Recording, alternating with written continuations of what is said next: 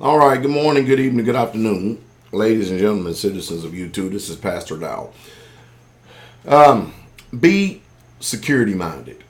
Be security minded when you go out, especially if you are a husband, a father in someone's life.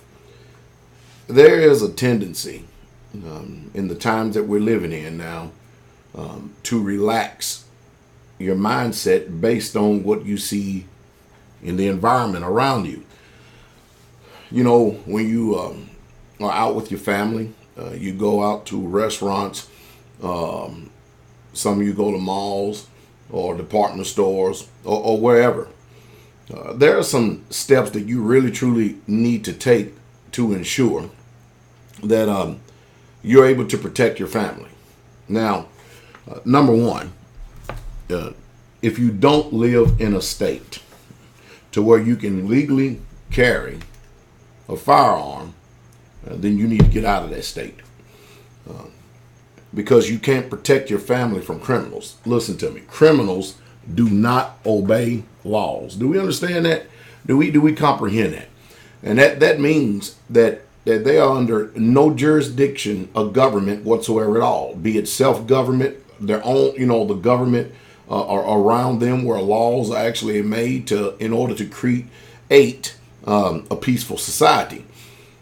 There's always somebody out there, and you never know what people are thinking. You just never truly know. And you do not pick the day, the time, or the hour when someone wants to come and pull evil on you. Let me just give you an example, okay? It's inevitable when you go out that more often than not, you're going to have to stop and get gas. If you go on YouTube, go on the internet, you'll see that there's a lot of robberies. There are a lot of attacks that take place at gas pumps. And, I think that that's probably one of the most idiotic moves that there is on criminals, but that lets you know that they, number one, don't have too much intelligence about themselves whatsoever at all. Because if you're in a scuffle or if you have to pull out a firearm at a gas pump, I mean, you're risking a spark, and then not only a spark, you're risking blowing up the whole entire gas station. But that lets you know that criminals or thieves or whoever wants to perpetuate any type of evil or injustice against you, they're self-focused, self-centered, and self-absorbed. Usually when I'm at a gas pump, if I have my wife and I have some children with me, what I usually do is I leave them in the vehicle. I'll get out of the vehicle, and the first thing I do, and you would never ever know that I'm actually doing all this, is become, listen to this word, second nature. When I get out of the pump, first thing I do is I look around, and a lot of times I don't turn my head, so I'm looking suspicious, but I look around. I look around my surroundings to see who's on the other side of the pump, if any, if there's anybody behind me or in front of me, if there are any. I'm very, very careful about my surroundings because people are crazy today, literally crazy. And if they need to go into the quick stop or the market or whatever, I usually allow them to go in after I have finished pumping the gas and we all go in together. However, if my wife is carrying a gun because she has been trained by me, I don't have too many worries because she's doing the same thing I am. She's very aware of her surroundings. You must get it through your mind that we live in a different world and a different environment, and people are stark raving mad, if not but crazy today. And when you have an environment and an economy the way that we have it today, people ultimately want what you have. And it's much easier to take what you've got rather than to go out there and earn it on your own. And that's the philosophy of people today.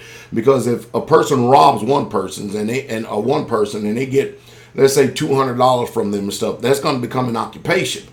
And you do not want to be that type of a victim, especially if someone is drawing a knife or a gun. There was just the other day, there was a little small white woman, probably no taller than maybe 4'11", real thin, real skinny, and this Hispanic man came up behind her.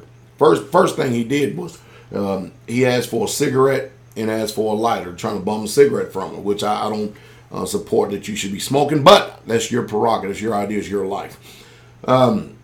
Immediately after she starts looking for a cigarette, that's a distraction. He puts a gun to her neck, and he's demanding cigarettes, demanding wallet, demanding money. Little did he know that this little bitty woman had a firearm on her. At this particular point right here, when someone draws a gun on you, you listen to me real close. If someone draws a gun on you, they mean to use it. You need to remain calm, try to stay in control, and don't get excited. And when you do that, you're able to negotiate your target or your enemy better. Well, she did. And while she was allegedly so-called digging in her pockets, she pulled out her gun and strategically shot the man. Him being surprised, he ran off, only later on to die. I give her an A+. I give her an A+ for being in a position for protecting herself like you need to be. And it's just part of life today. It's part of a failed economy. It's part of a failed society. You need to understand and know that. The society and economy that we're living in today is not like it was 20 years ago. If you have to go out to eat. Men always have your family walking in front of you. While they're walking in front of you, because it really, truly, security is everybody's job, but you know just as well as I do the attention span of children. And then if a wife has children with them, their attention is going to be on the general welfare of the children. So ultimately, security is up to you and you alone.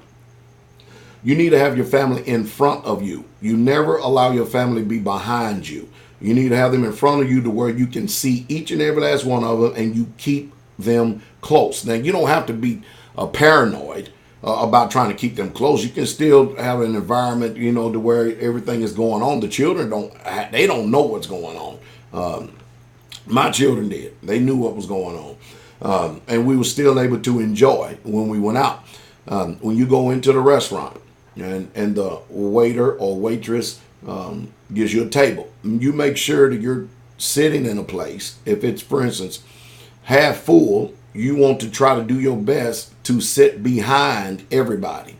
If there's hardly anybody in there, you make sure that you position yourself to where you are looking at the door. Did you hear what I said? You're looking at the door, and in your peripheral vision, you're able to see any other interest. For instance, i.e. someone coming out the back to where they're cooking or the restaurant, but that's what you want to do.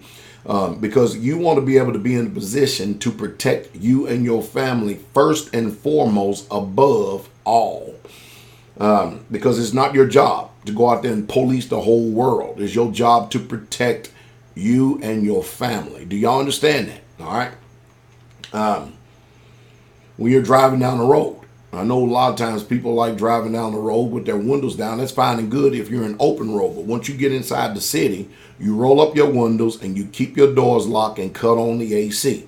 You don't want your arms hanging all out the door and stuff because there's too many people. More often than not, stopped at red lights, and the next thing you know, people are getting jacked. There are people out there holding up these little signs. You know, these signs talking about Vietnam vet. Everybody's Vietnam vet. They're 50 years old and they're a Vietnam vet. It's just utterly amazing to me.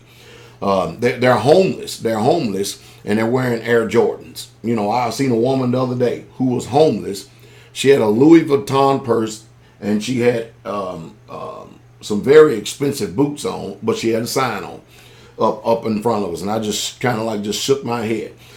But you have to understand that this type of environment is an opportunity for people who think in how to take from you, and they'll do it by any means necessary.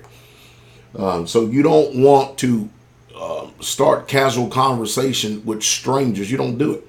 Be it in a department store, Walmart, or whatever. Keep your family in front of you and don't allow them to separate from you unless you have a spouse that is trained.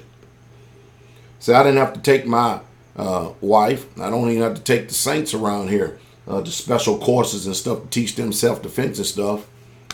That's my responsibility as a pastor. I do it myself. Now it's up to them to be able to implement what they have been taught from me. But I cannot make you security minded. I can't. You have to do that yourself, and you have to take that responsibility for yourself, especially if you love those who you should be protecting. I hope I've said something. I really, really, truly have. I hope I've said something to be able to stimulate thought, to help make you consciously aware of the type of environment we're in, because the last thing that Pastor Dow wants is I don't want to hear that you have been a statistic. That's just the truth, and that's the true straight way.